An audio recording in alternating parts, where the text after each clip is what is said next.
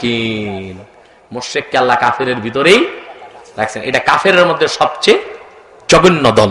কথা বুঝতে পারছেন? তো মানুষকে আল্লাহ কয় ভাগ করছেন? মুমিন, কাফের, মুনাফিক। মুমিন, কাফের, এই জন্য 3 নামে সূরাও আছে কোরআন শরীফে। সূরা আল মুমিনুন, সূরা আল মুনাফিকুন, সূরা আল কাফিরুন। কথা বুঝেন না? মুমিনকে মুমিন বলা ফরজ। মুমিনকে মুমিন বলা কি?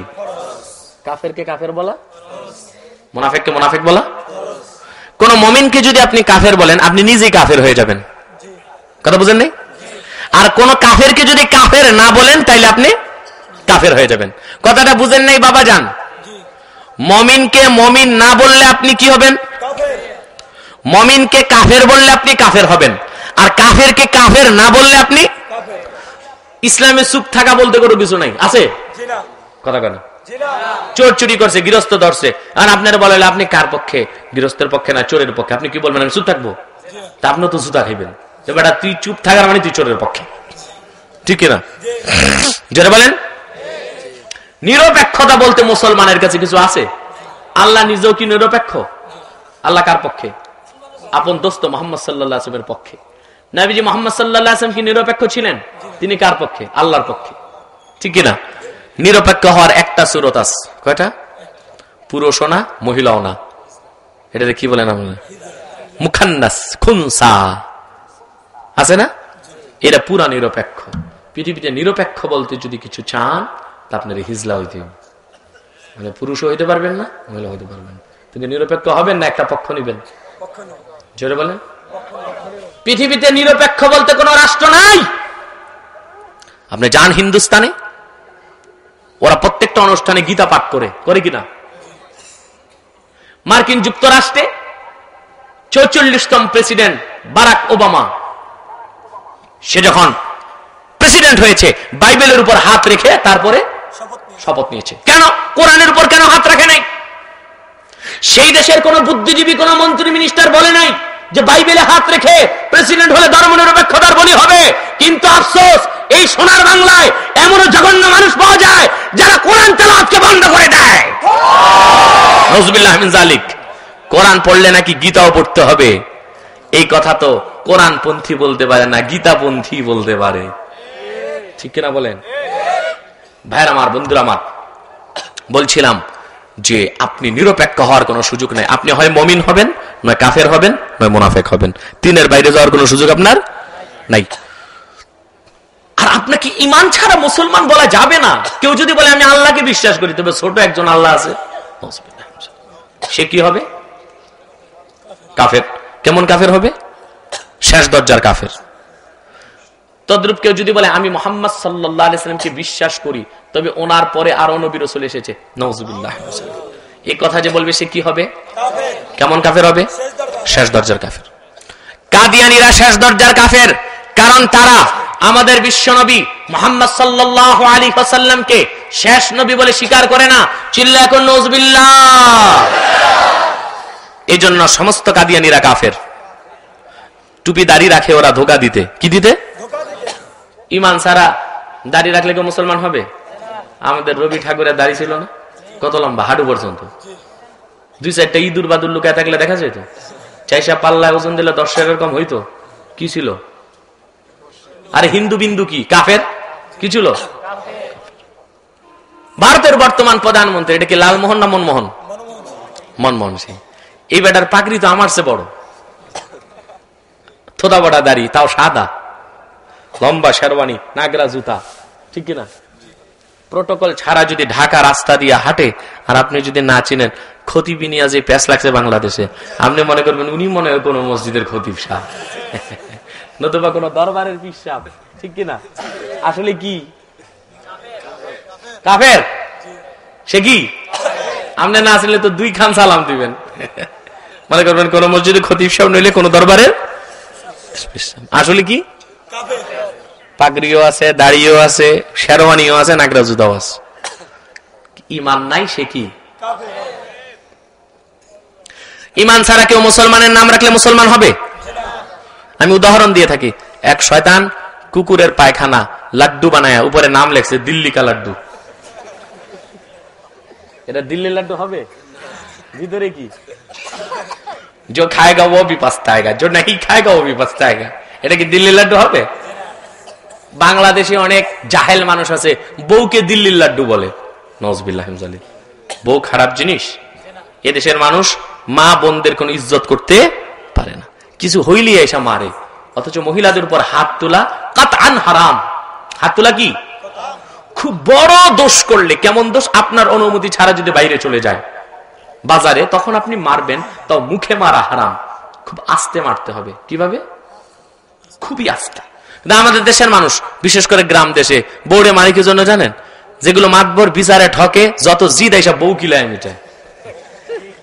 আর কিছু খবিজ আছে, ওই ডালের মধ্যে লবণ বেশি হয়েছে, মাছের তরকারি ঝাল বেশি হয়েছে, বউরে পিটাইয়া দুরস্ত কইরা তাও জিদ মিটে না, 1 2 3 একসাথে 3টা তালাক দিয়ে দেয়।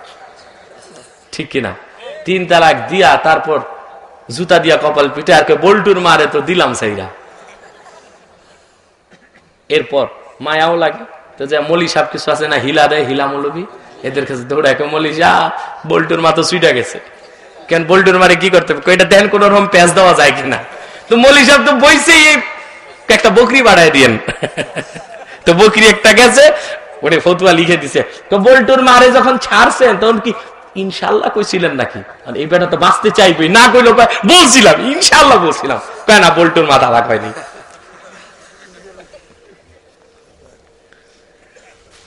মহিলারা দিল্লি লাড্ডু হইতে, আপনি ভালো স্ত্রী ভালো হবে, আপনি খারাপ স্ত্রী খারাপ।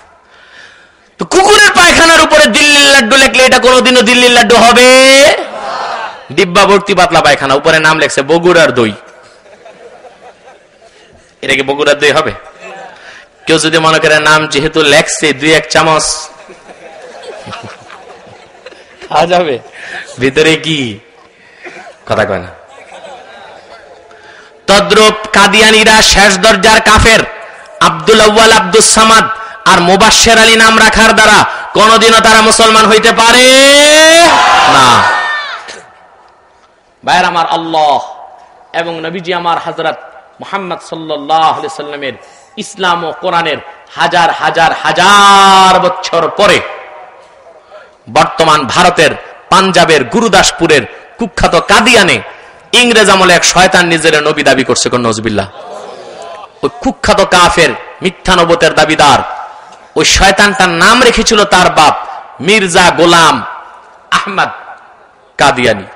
সাবধান সাবধান সাবধান, কাদিয়ানের কুখ্যাত কাফের মিথ্যা নবুয়তের দাবিদার মির্জা গোলাম কাদিয়ানিকে গোলাম আহমদ বলা যাবে না। কারণ গোলাম আহমদ অর্থ হচ্ছে আহমদ এর গোলাম।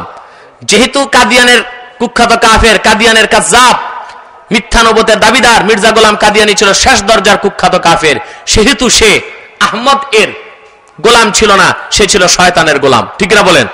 তাকে গোলাম আহমদ বলা যাবে না, সে ছিল গোলাম শয়তান। ঠিক না বলেন? আহমদ হচ্ছে আমাদের হুজুরপুর নূর সাল্লাল্লাহু আলাইহি ওয়াসাল্লামের একটি পবিত্র নূরানী নাম আহমদ। গোলাম আমরা মুসলমানেরা দাবি করতে পারি আমরা গোলাম মুহাম্মদ, গোলাম আহমদ, গোলাম মুস্তাফা, কিন্তু কাদিয়ানের কুখ্যাত কাফের কাজ্জাব মির্জা গোলাম কাদিয়ানি সে গোলাম আহমদ ছিল না, আহমদ এর গোলাম ছিল না, সে ছিল শয়তানের গোলাম, গোলাম শয়তান কাদিয়ানি। ঠিক কিনা বলেন? এই গোলাম শয়তান কাদিয়ানি প্রথম নিজেরা দাবি করছে পিসাব। নাউজুবিল্লাহ। কিছু পাগল ছাগল মুরিদ পাইছে, কিছুদিন পর শয়তানটাকে আমি আরেকটা হয়েছি। লোকেরা এখন কি হয়েছে? আমি হয়ে গেছি মুজাদ্দেদ। নাউজুবিল্লাহ বলবেন না? এর কিছুদিন পর শয়তানটাকে আমি আরেকটা হয়েছি। লোকেরা এখন কি হয়েছে? আমি হয়ে গেছি ইমাম মাহদি। যেরকম নাউজুবিল্লাহ। এর কিছুদিন পর শয়তানটাকে আমি আরেকটা হয়েছি। লোকেরা এখন কি হয়েছে? আমি হয়ে গেছি ঈসা রুহুল্লাহ। নাউজুবিল্লাহ। এর কিছুদিন পর শয়তানটাকে আমি আরেকটা হয়েছি। লোকেরা এখন কি হয়েছে? আমি হয়ে গেছি হিন্দুদের মহাদেবতা রামকৃষ্ণ। এবার হইছে হাডারাম গাধা, হারামজাদার ঘরের হারামজাদা। এর কিছুদিন পর শয়তানটাকে আমি আরেকটা হয়েছি। লোকেরা এখন কি হয়েছে? আমি হয়ে গেছি নবী। চিল্লা এখন নাউজুবিল্লাহ। কাদিয়ানের কুখ্যাত কাফের গোলাম শয়তান কাদিয়ানি মিথ্যা নবুয়ত দাবি করার সাথে সাথে পৃথিবীর কুখ্যাত কাফেরে পরিণত হয়ে গেছে। ঠিক কিনা বলে? 1908 সালে মির্জা গোলাম শয়তান কাদিয়ানির উপর আল্লাহর গজব এসেছে। এমন গজব এসেছে পৃথিবীর কোন কাফিরের উপর এমন গজব আসে নাই। আপনারা নমরুদের নাম শুনছেন না? নমরুদের মারতে কি পাঠাইছে আল্লাহ? বাঘ না বললুক? ভালো মশা না প্যারালাইসিস মশা? ল্যাংরা মশা নাক দিয়া ঢুকছে, মাথায় দিছে কামড়, কে বাঁচাও। দেহরক্ষী দৌড়ে গেছে, স্যার কি হয়েছে? কয় নাক দিয়া মশা ঢুকছে। কই কি করবো? কয় মাথায় পিটাও। কই কি দিয়ে? কয় জাপাও তাই দিয়ে। দেহরক্ষীও যে রাম সাইজের লম্বা 2 খান জুতা আনছে, কয় স্যার রেডি হন। কয় আমি রেডি আছি। শুনেছো মাথায় জুতার বাড়ি। জুতা দিয়া মাথা পিটানোর এই বিরস কাজ কখন ভালো লাগে? জোরে দাও। কই স্যার আর জোর নাই। কয় তোর আছে যত জোর তা দিয়া মাথায় বাড়ি দে। ঠাস করে দিছে বাড়ি, মাথা পেটে চুরমার। ল্যাংরা মশা ফুস করে বের হয়ে গেছে। মশা কয় তোর মাথা ফাটে ফাটুক, আল্লাহ আমারে বাঁচায় দিছে। কাফেরকে জুতা দিয়ে পিটায় স্যান্ডেলাইজ করা শাস্তিকে আল্লাহ ছেড়ে দিয়েছেন। আমরা দেখেছি নমরুদের বর্তমান যুগের উত্তরসূরি পৃথিবীর কুখ্যাত সন্ত্রাসী দেশ মার্কিন যুক্তরাষ্ট্রের বিদায়ী প্রেসিডেন্ট জাহান্নামের কীট প্রেসিডেন্ট বুশকে আল্লাহ তাআলা বাগদাদের পাক জমিনে মুসলমানদের এক জোড়া জুতা দিয়ে পিটায় বহিষ্কার করেছেন। দেখছেন আপনারা? জুতা খাইয়া বুশ, এটা তো কুত্তা। শরম নাই? আমি কিছু মনে করি নাই। শরম আছে যে কিছু মনে করবে? শরম আছে? আমি চিন্তা করছি কি দিয়া মারলে শরম মনে করতো, কিছু একটা পায়খানা গুদ্দুর লাগায় গেলে মারলে মনে করতো যে একটা কিছু লাগছে। আপনারা দেখেন না আপনাদের দেশে বুশ কি? কুত্তা, ঠিক না? কুত্তার নাম বুশ। কুত্তার নাম কি? কুত্তা মানেই বুশ। শয়তান জুতা খাইছে, কয় কিছু মনে করি নাই। গ্রামগঞ্জে দেখবেন মানুষ চুরি চামারি বদমাশি করলে জুতা মারে না মাতবররা? ঘোষণা দেয় 200 জুতা, মারে আসলে 20টা। প্রথম মারে জোরে জোরে 2টা, এরপর মারে আস্তে আস্তে। বলাটাই তো বিচার। তেমন এক বেকুফরে জুতা খাইছে 20টা, খাইয়া হাসতে হাসতে যায়। তো মানে জিজ্ঞেস করে, কিরে বল্টু তোরে না জুতা মারছে 20টা? কি হয়েছে তাতে? দুঃখ কি পাইছি নাকি? আসতি তো মারছে। বুশের অবস্থা হয়েছে তাই, ঠিক কিনা? মার্কিন যেই কোম্পানির জুতা খাইছে শয়তান, ওই কোম্পানি 900 কোটি টাকার জুতা বিক্রি করছে। তুরস্ক নতুন কোম্পানির জুতা বের করেছে, বাই বাই বুশ। দৈনিক ইনকিলাব আন্তর্জাতিক পাতা এসছে, আমেরিকাতে ভিডিও গেম বের হয়েছে বুশকে জুতা মারার। কথা বুঝেন না? মানে বুশের ছবি ডানে বামে দৌড়ায়, আর যিনি ভিডিও গেম খেলে সুইচ টিপে একটা জুতা টিপ দিলে বুশের গালে লাগে। একটা জুতা লাগে একটা পয়েন্ট উঠে, একটা জুতা লাগে একটা পয়েন্ট উঠে। সর্বোচ্চ পয়েন্টধারী বুশের গালে, মানে একটা সুইচ টিপে বুশের গালে জুতা পড়ে তালে তালে। সর্বোচ্চ পয়েন্টধারীকে আমেরিকাতে পুরস্কারও দেওয়া হয়েছে। কথা বুঝেন নাই?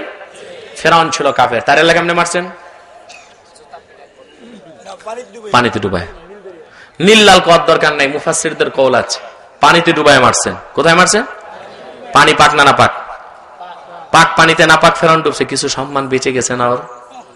কথা কয় মরার কতগুলো ক্লাস আছে, ও একটা ক্লাস পাইছে। কি পাইছে? মনে করেন একজনে প্লেন অ্যাক্সিডেন্টে মারা গেছে, যেটাকে বলতে লজ্জা আছে? যদি আপনি জিজ্ঞেস করেন হুজুর তোমার বাপ কেমনে মারা গেছে, ও তার গর্ব করে বলবো হুজুর দোয়া করেন প্লেন ক্রাশ হয়ে মারা গেছে। প্লেনের অনেক দাম, একটি 747 প্লেনের দাম 1200 কোটি টাকা, একটি 777 প্লেনের দাম 2400 কোটি টাকা। বাংলাদেশের নিজের কোন 747-777 প্লেনই নাই। আমি আলহামদুলিল্লাহ অনেক দামি দামি বড় বড় প্লেনে চলেছি, 747-এ উঠেছি। তো বাংলাদেশের গরিব দেশ তো ছোট ছোট কিছু প্লেন আছে, এগুলো তারপর লক্কর জক্কর করে আকাশ উঠলে। তারপরও ভালো, আল্লাহ দিলে দোয়া দরুদ পড়ে উঠি তো আমরা, দোয়া আলহামদুলিল্লাহ দরুদ শরীফ দোয়া পড়ে তারপর আমরা বসি। এই ভাঙ্গাচুরাটে আগে ভালো চলে। তাও কি বাংলাদেশ বিমান ফোর্স অনেক বেশি দেয়। অন্যান্য পৃথিবীর কুয়েত এয়ারলাইন্স, কাতার এয়ারলাইন্স এগুলো ঘন্টায় চলে 900 কিলো 1000 কিলো। বাংলাদেশ বিমান উঠেই টেক অফ করার পর যখন এটা 35,000 ফুট উপরে উঠে যায় তখন এটা স্পিড দেয় 1200 কিলোমিটার ঘন্টায়। বুঝলেন কথা? এটা আল্লাহই বাঁচায়, ঠিক কিনা?